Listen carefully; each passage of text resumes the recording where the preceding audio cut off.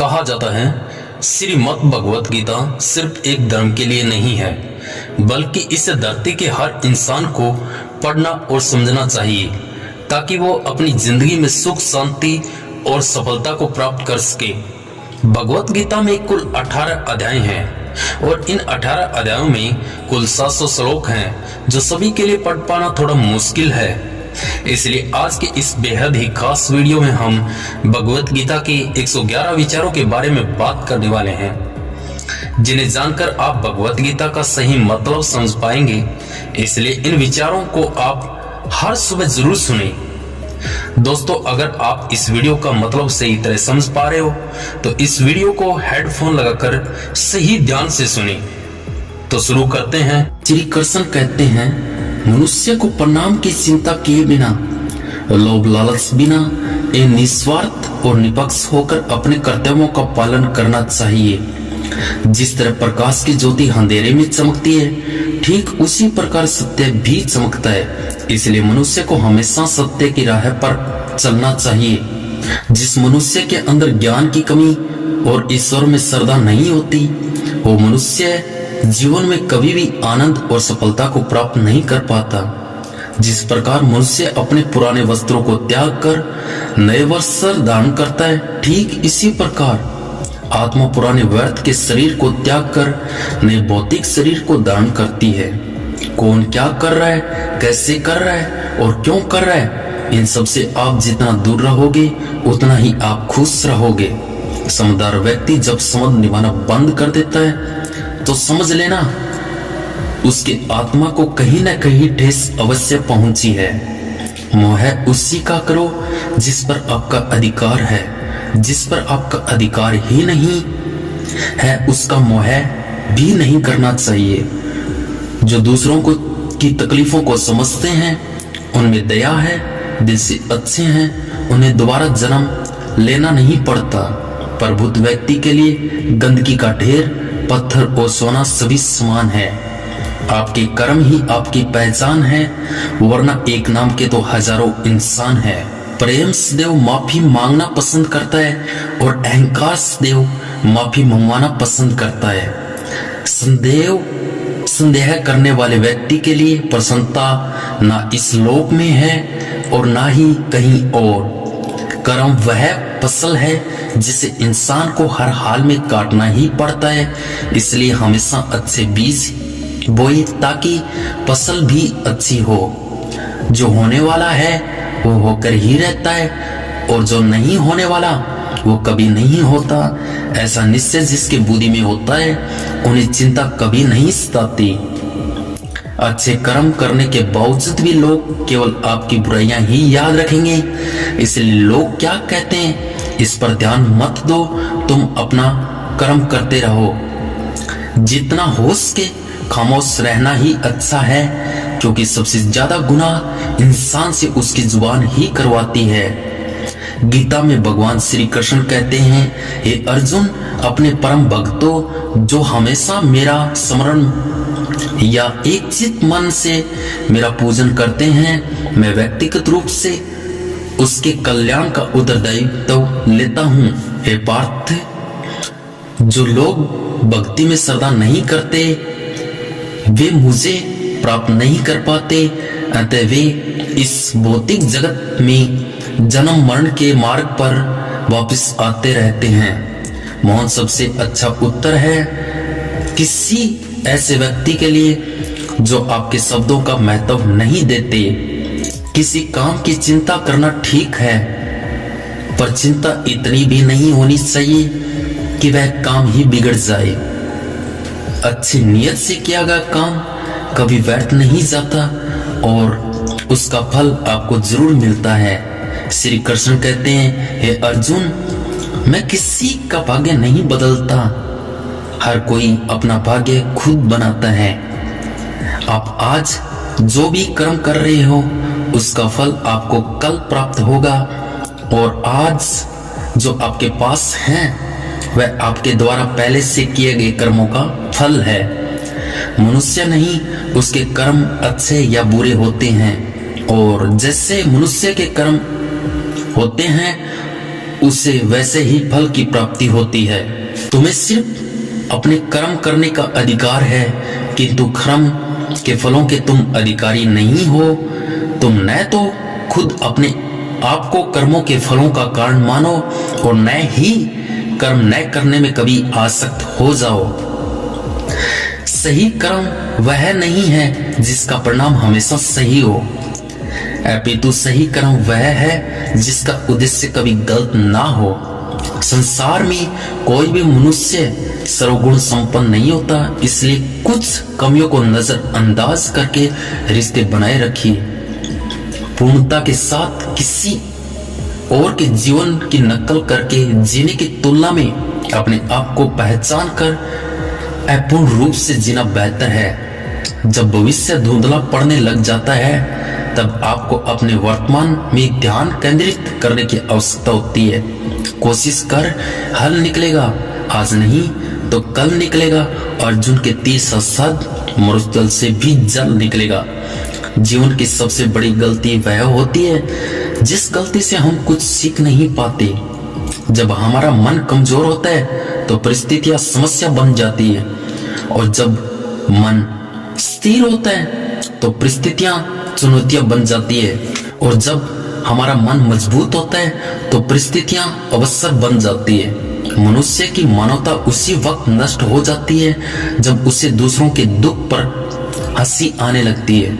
हे भारतवर्षी, शरीर में रहने वाले का वध कभी नहीं किया जा सकता, अतः तुम्हें किसी भी जीव के लिए शोक करने की आवश्यकता नहीं है। समय यही सिखाता है कि जिंदगी किसी का इंतजार नहीं करती और न ही किसी के लिए रुक सकती है। जिंदगी खेलती भी उसी के साथ है। जो खिलाड़ी बेहतरीन होता है, दर्द सबके एक जैसा है, मगर हौसले सबके अलग अलग हैं। कोई हताश होकर बिखर जाता है तो कोई संघर्ष करके निखर जाता है।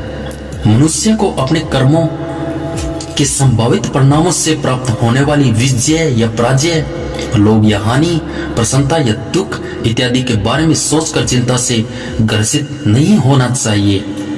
यदि आप अपनी गलतियों से कुछ सीखते हो तो गलतियां सीढ़ियां हैं, और नहीं सीखते तो गलतियां सागर है। निर्णय आपका है, चढ़ना है या डूबना है। समस्या इतनी ताकतवर नहीं होती जितना कि हम मान लेते हैं। कभी सुना है कि अंधेरे ने सुबह को होने ही नहीं दिया।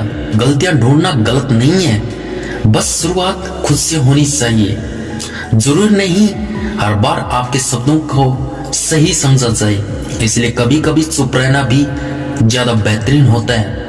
जो जितना अधिक शांत होता है वो उतना ही गहराई से अपने बुद्धि का प्रयोग कर सकता है। निंदा से घबराकर अपने लक्ष्यों को कभी नहीं छोड़े, क्योंकि लक्ष्य मिलते ही निंदा करने वालों की राय बदल जाती है।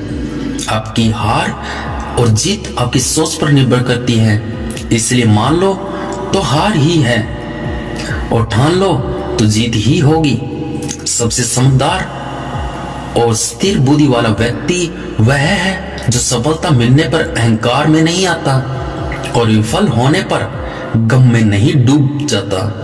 मनुष्य अपने विश्वास से निर्मित होता है, जैसा वो विश्वास करता है वैसा वो बन जाता है। जिसने मन को जीत लिया उसके लिए मन सर्वश्रेष्ठ मित्र है, किंतु जो ऐसा नहीं कर पाया उसके लिए उसका मन उसका सबसे बड़ा शत्रु है। नकारात्मक विचारों का आना तय है, परंतु ये आप पर निर्भर करता है कि आप इन्हें कितना महत्व देते हैं। हमेशा याद रखना, बेहतरीन दिनों के लिए बुरे दिनों से लड़ना पड़ता है। जीवन में कुछ भी स्थायी नहीं है, इसलिए स्वयं को अधिक तनावग्रसित न करें, क्योंकि परिस्थितियां कितनी भी खराब क्यों न हो बदलेगी जरूर। संसार में परेशानी देने वाले की हस्ती इतनी भी बड़ी क्यों न हो, पर भगवान की कृपा दृष्टि से बड़ी कभी नहीं हो सकती। प्रेरणा का सबसे बड़ा स्रोत आपके अपने विचार हैं, इसलिए बड़ा सोचें और खुद को जीतने के लिए हमेशा प्रेरित करें। जिसने मन को जीत लिया उसने पहले ही परमात्मा को प्राप्त कर लिया है, क्योंकि उसने शांति प्राप्त कर ली है। ऐसे मनुष्य के लिए सुख दुख, सर्दी गर्मी और मान अपमान एक जैसे होते हैं।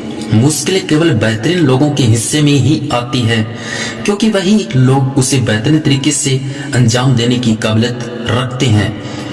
कोई कुछ भी कहे, बस अपने आप को शांत रखो, क्योंकि सूरज कितना भी तेज क्यों न हो, समुंदर सुखा नहीं सकता। जहां अपनी कोई कीमत नहीं है, वहां पर रुकना अनुचित है, चाहे वो किसी का घर हो या किसी का मन। जब कोई हाथ और साथ दोनों छोड़ देता है, तब कुदरत कोई न कोई अंगुली पकड़ने वाला भेज देता है। उन्हीं का नाम कान्हा है। जो मन को नियंत्रित नहीं करते हैं, उनके लिए वह शत्रु के समान कार्य करता है। ये अर्जुन, व्यक्ति जो चाहे बन सकता है यदि वह विश्वास के साथ इच्छित वस्तुओं पर लगातार चिंतन करे। सिर्फ दुनिया के सामने जीतने वाला ही विजेता नहीं होता, बल्कि किन रिश्तों के सामने कब और कहां पर हारना है, यह जानने वाला भी विजेता होता है। जो लोग बुद्धि को छोड़कर भावनाओं में बह जाते हैं, उन्हें हर कोई मूर्ख बना सकता है। वक्त से पहले मिली चीजें अपना मूल्य खो देती है, और वक्त के बाद मिली चीजें अपना महत्व।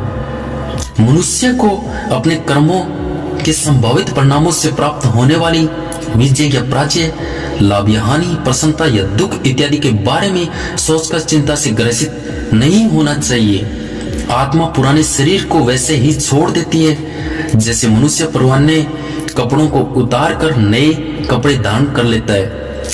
जैसे जल में तैरती नाव को तूफान उसे अपने लक्ष्य से दूर ले जाता है, ठीक वैसे ही इंद्रिय सुख मनुष्य को गलत रास्ते की ओर ले जाता है। आपका विश्वास एक पर्वत को भी खिसका सकता है, लेकिन आपके मन को संदेह दूसरा पर्वत खड़ा कर सकता है। हमारा खुद पर विश्वास होना बहुत जरूरी है, क्योंकि हम अपने रास्ते पर खुद चलते हैं। वक्त कभी भी एक जैसा नहीं रहता, उन्हें भी रोना पड़ता है जो बेवजह दूसरों को रुलाते हैं। अपनी इच्छा शक्ति के माध्यम से अपने आप को नई आकृति प्रदान करें। कभी भी स्वयं को अपनी आत्मा इच्छा से अपमानित न करें। इच्छा एकमात्र स्वयं का मित्र होता है, और इच्छा ही एकमात्र स्वयं का शत्रु भी है। अपनी पीड़ा के लिए संसार को दोष मत दीजिए। अपने मन को समझाओ, तुम्हारे मन का परिवर्तन ही तुम्हारे दुखों का अंत है। खुद को कमजोर कभी नहीं समझना चाहिए। अगर आप गिरते हो तो उठने का प्रयास करो, लड़ो, पूरी निष्ठा से अपने कर्तव्य, अपने कर्म निभाओ, बाकी सब मुझ पर छोड़ दो। हो सकता है हर दिन अच्छा ना हो, लेकिन हर दिन में कुछ अच्छा जरूर होता है। धैर्य रखिए। कभी कभी आपको जीवन में सबसे अच्छा पाने के लिए सबसे बुरे दौर से गुजरना पड़ता है।